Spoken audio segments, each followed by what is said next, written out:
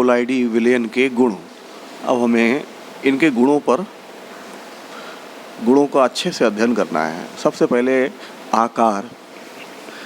तो कोलाइडी विलयन में हमेशा दो चीज़ें होती हैं, एक होता है परिक्षेपण माध्यम जिसे हम कहते हैं विलायक की अवस्था, और एक होता है परिक्षिप्त अवस्था जिसे कहते हैं विलेय की अवस्था। तो इसमें विलेय के कणों का आकार यानी परिक्षिप्त अवस्था के कणों का आकार 10⁻⁷ से 10⁻⁴ सेंटीमीटर अथवा 1 नैनोमीटर से 200 नैनोमीटर के मध्य होता है। दूसरा है इसमें रंग। इनका रंग कोलाइडी विलयन में उपस्थित विलेय के कणों द्वारा प्रकीर्णित प्रकाश की तरंग दैर्ध्य पर निर्भर करता है। यानी किसी भी कोलाइडी विलयन का कलर है वो उसमें उपस्थित परिक्षिप्त अवस्था के कणों द्वारा जो भी प्रकाश प्रकीर्णित किया जाता है उस प्रकीर्णित प्रकाश की तरंग दैर्ध्य पर निर्भर होता है। फिर आते हैं विषमांगी प्रकृति। तो कोई भी कोलाइडी विलयन इसमें हमेशा दो भिन्न अवस्थाएं होती हैं, एक होता है परिक्षेपण माध्यम और दूसरी होती है परिक्षिप्त अवस्था। तो इसका मतलब यह हुआ कि कोलाइडी विलयन विषमांगी प्रकृति के होते हैं। फिर आते हैं दृश्यता यानी विजिबिलिटी। तो कोलाइडी विलयन में परिक्षिप्त अवस्था के कणों को यानी विलेय के कणों को आँखों से नहीं देखा जा सकता, किंतु इन्हें सूक्ष्मदर्शी द्वारा देखा जा सकता है। फिर आते हैं फिल्टर नियता यानी इनको हम कैसे छानें। तो साधारण फिल्टर पेपर के जो छिद्र होते हैं वह कोलाइडी कणों के आकार से बड़े होते हैं। अतः कोलाइडी विलयन साधारण फिल्टर पेपर से पूर्णतः दूसरी तरफ चला जाता है यानी पूरी तरीके से छन जाता है, जबकि यह चर्मपत्र अथवा झिल्ली द्वारा नहीं छन पाता।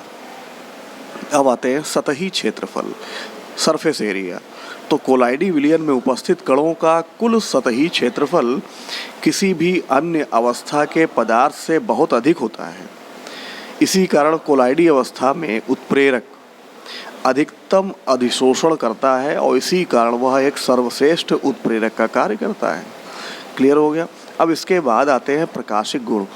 ठीक है, तो प्रकाशिक गुण इसे कहते हैं टिंडल प्रभाव। यहाँ हमने बहुत सारे कुछ चित्र दे रखे हैं। देखिए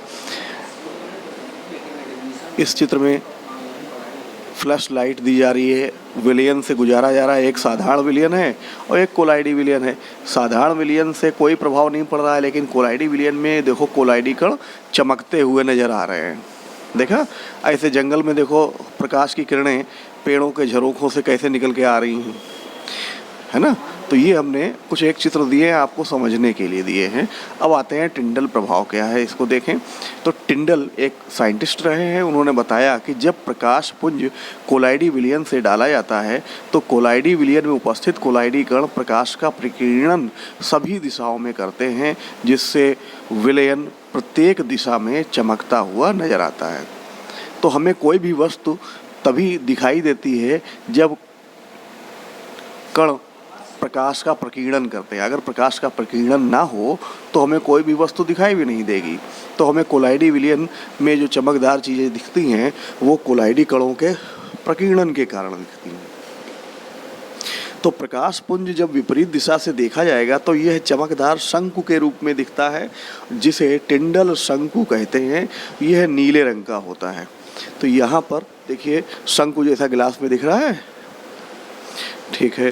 फिर इसके बाद आते हैं कोलाइडी विलयनों द्वारा प्रकाश का प्रकीर्णन ही टिंडल प्रभाव कहलाता है। ये छोटी सी लाइन हो गई। तो जब प्रकाश किरण किसी कोलाइडी कणों पर पड़ती है तो वह प्रकाश को अवशोषित कर सभी दिशाओं में प्रकीर्णन करते हैं।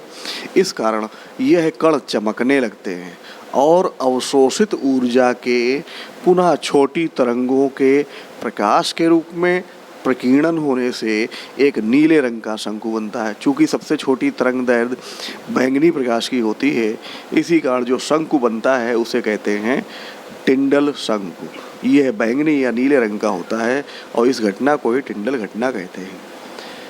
तो इतना समझ में आ गया।